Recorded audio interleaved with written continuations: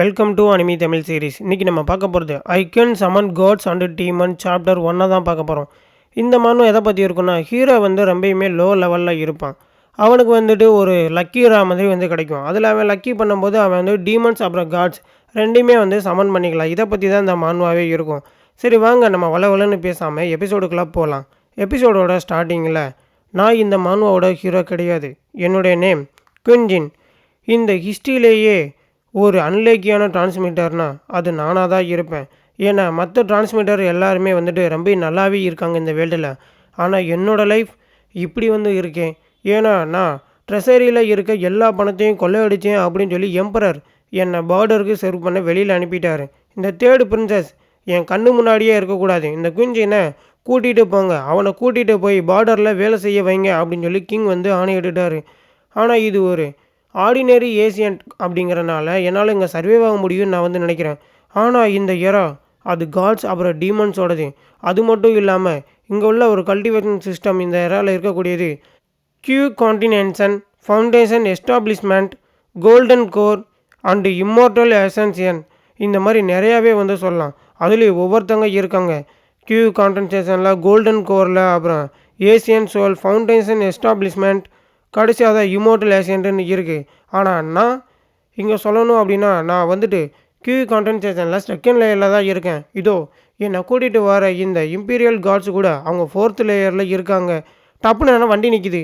ஆமாம், வண்டியை இப்போ எதுக்கு நீங்கள் நிப்பாட்டினீங்க அப்படின்னு கேட்க, அவங்கள சிரிச்சுக்கிட்டு, இந்த பிளேஸ் அது கேபிட்டலில் இருந்து ரொம்ப தூரத்தில் இருக்குது. உன்னை நாங்கள் என்ன பண்ணாலும் யாருக்கும் தெரியாதுன்னு சொல்லி ஹீரோவை சட்டையை பிடிச்சி வெளியே தூக்கி போடுறானுங்க. ஆமாம், நீங்கள் என்ன பண்ணுறீங்க? அதுவும் பிரின்ஸை இப்படி காயப்படுத்தினா அது எவ்வளோ பெரிய குற்றம் தெரியுமா? எங்கள் அப்பாவுக்கு தெரிஞ்சால் அவங்கள சும்மா விட மாட்டார். நாங்கன்னு அவன் மூஞ்சில் ஒரு குத்தை விட்டுட்டு, என்ன நீ இன்னும் உன்னை பழைய பிரின்சஸ்னே நினச்சிட்ருக்கியா? எல்லோரும் ஹீரோ அடிச்சுட்டு சிரிக்கிறானுங்க. இவனை பார்த்தீங்களா, இவனுடைய கல்டிவேஷன் அது ரொம்ப லோவாக இருக்குது. நீ ஒரு ஒர்த்தியான ஆளே கிடையாதுடா, நீ ஒரு குப்பை, நீலாம் இங்கே இருக்கவே கூடாது. ஆனால் ஒன்றை நான் இப்போ கொன்னேன் அப்படின்னா அது ஹெவனுக்கு உள்ள ஆணைப்படி அது ஒரு பெரிய குற்றமாகும் அப்படின்னு சொல்லி ஹீரோ மேலே அவன் எச்சை திருப்பிட்டு நடந்து போகிறான். பிரதேஷ், இவனை இந்த ரோட்டில் நம்ம கூட்டிகிட்டு வர எவ்வளோ கஷ்டப்பட்டோன்னு தெரியும்ல. அதனால இவன் மேலே இருக்க கோபத்தை இவனை நம்ம அடித்து நம்ம தீர்த்துக்கலாம். சரிங்க மாஸ்டர், இவனை அவ்வளோ சீக்கிரத்தில் சாக விடக்கூடாது. இன்னொருத்தனும் இவன் என்னை ரொம்பவுமே இரிட்டேட் பண்ணுறான் அப்படின்னு சொல்லி ஹீரோ போட்டு ஆளாளுக்கு போட்டு அடிக்கிறானுங்க. டப்புன்னு பார்த்தா ஹீரோக்கு ஒரு நோட்டிஃபிகேஷன் வருது. Myth system activated successfully. Host activated myth system. நீங்கள் ஃபஸ்ட் டைம் மித் சிஸ்டம் தான் ஆக்டிவேட்டட் செய்யப்பட்டீங்க. உங்களுக்கான ரிவார்டு அது ரேண்டமாக லாட்ரி ட்ராவில் இருந்து கிடைக்கும். சம்மர் காட்ஸ் அண்டு டீமன்ஸ் அப்படின்னு சொல்லி ஹீரோக்கு நோட்டிஃபிகேஷன் வரேன். மித் சிஸ்டமா? மறுபடியும் என்ன சிஸ்டம் ஏமாத்து தான். நீங்கள் இப்போ விரும்புகிறீங்களா சம்மன் பண்ணுறதுக்கு? ஆமாம், நான் சம்மன் பண்ணணும் அப்படின்னு சொல்லி ஹீரோ கேட்க, நீங்கள் இப்போ சூஸ் பண்ணுங்கள். உங்களுக்கான சம்மன் அது ரேண்டமாக தான் கிடைக்கும். Selected gods and demons. என்னென்னு உங்களுக்கு சொல்லணும். நீங்கள் செலக்ட் பண்ணுற காட்ஸ் அப்புறம் டீமன்ஸ் அது ரேண்டம் மூடில் இருக்குது. அது உங்களுடைய லக்கை பொறுத்து தான் வரும் அப்படின்னு சொல்லி ஹீரோக்கு இன்னொரு நோட்டிஃபிகேஷனை வருது. சரிங்க கைஸ், எல்லாம் ஓகே. உங்களுடைய கோவம்லாம் இப்போ தீந்துருச்சுல. அவன் அடிச்சு கண்டிப்பாக தீந்துருச்சு. இவன் அடிக்கிறது எனக்கு அவ்வளோ நல்லா இருக்குது அப்படின்னு சொல்லி ஹீரோ மேலே ஒருத்தன் கால் வச்சுக்கிட்டு சொல்கிறான். என்னாச்சு? எதுவுமே நடக்கலை. நான் சம்மன் பண்ணேனே, என்னதான் ஆச்சு அப்படின்னு சொல்லி ஹீரோ யோசிச்சுட்டு இருக்கும்போது ஹீரோவை டப்புன்னு கழுத்தை பிடிச்சி அவன் நெரிக்கிறான்.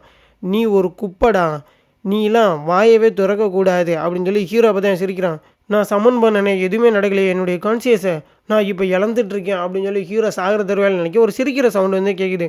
ஆமாம், என்னது இது வானத்தில் அப்படின்னு சொல்லி பார்க்கும்போதே டப்புன்னு அவனை அடிச்சு தூக்கி எறிஞ்சிட்டு ஹீரோ ஒரு பொண்ணு காப்பாற்றுறான்.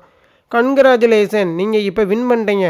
9 டைல் டீமன் ஃபாக்ஸ் டாஜி தான் உங்களுக்கு கிடச்சிருக்கு லக்கி ட்ராவில். என்னது 9 டைல் டாஜியா அப்படின்னு சொல்லி ஹீரோ வாயை பழக்கிறான் அந்த இடத்துல.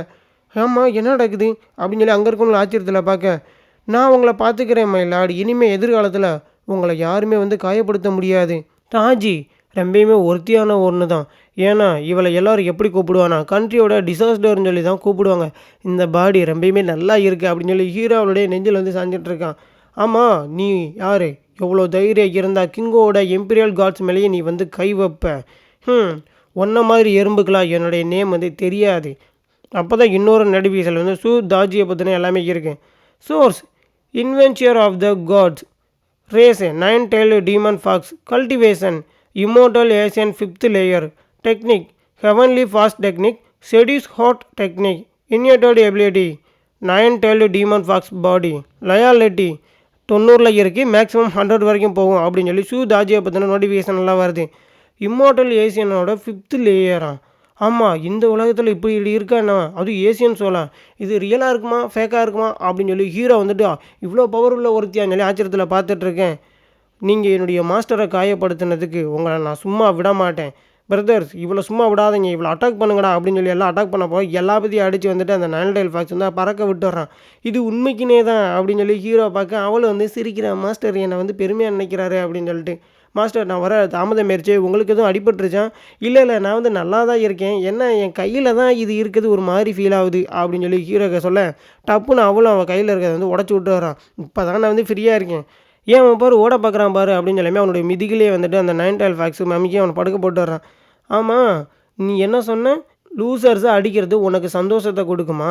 இப்போ நான் ஒன்று அடிக்கிறேன் பாரு அப்படின்னு சொல்லி ஹீரோ அவன் மூஞ்சில் ஒரு குத்து கூட டப்புன்னு அவன் வந்து செத்தே போயிடுறான். ஹீரோக்கு நோட்டிஃபிகேஷன் வருது.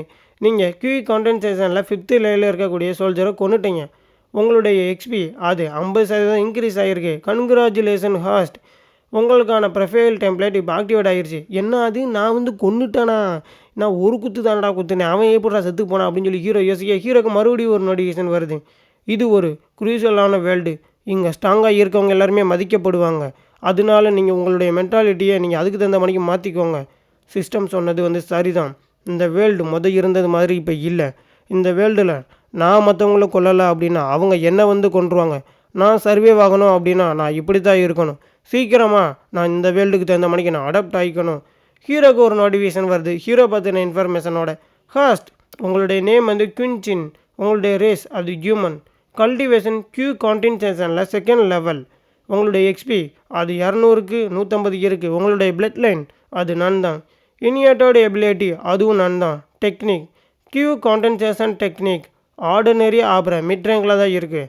சம்மன் காட்ஸ் அண்ட் டீமன்ஸ், இப்போதைக்கு நீங்கள் தாஜியை சம்மன் பண்ணியிருக்கீங்க.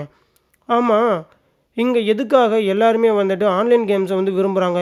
இந்த வேர்ல்டு ஃபேக்கு கிடையாதுல அப்படின்னு சொல்லி ஹீரோ வந்து கேட்க, நீங்கள் அதை பற்றி வந்து எதுவுமே நினைக்கவே கூடாது. இப்போ நீங்கள் இருக்கிறது 21 சென்ச்சுரி அப்புறம் எர்த்து.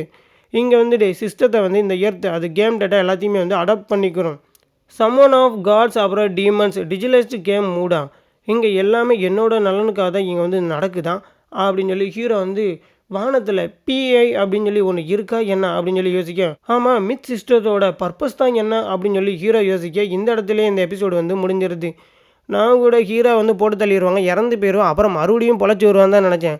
டப்புன்னு பார்த்தா ஹீரோ என்னடான்னா ஒரு நைன்டைல் ஃபாக்ஸை சமன் பண்ணிட்டான். அது ஹீரோக்கு வந்து சப்போர்ட்டிவாக வந்துருச்சு. ஹீரோ இந்த மாதிரிக்கு நம்ம நிறைய மான்வாஸ்லாம் பார்ப்போம். அடுத்தடுத்து வந்து லக்கி ராயில் சுத்த வந்து கிடச்சிட்டே இருக்கும். ஒவ்வொருத்தவங்க வந்து ஹீரோ கூட வந்து ஆடாயிட்டே போவாங்க. அந்த மாதிரி இருக்கா இல்லை ஹீரோ வந்து இந்த நைன்டைல் ஃபாக்ஸோடைய கடைசி வரைக்கும் போவானாங்கிறதே தெரியல. ஹீரோ வந்து தப்பே செய்யலை, அவனை வெளியே வந்து அனுப்பிட்டதா வந்து ஹீரோ வந்து சொல்லியிருப்பான். கிங் வந்து அனுப்பிட்டாருன்னு. அவரை போய் எதுவும் பழி வாங்குவானான்னு தெரில. சரி, நெக்ஸ்ட் எபிசோட் பார்த்து தெரிஞ்சுக்கலாம். இந்த வீடியோ பிடிச்சிருந்துச்சுன்னா ஒரு லைக் பண்ணிவிடுங்க, ஒரு சப்ஸ்கிரைப் பண்ணிவிடுங்க. உங்களிடமிருந்து விடைபெறுவது உங்கள் ஏடிஎஸ்.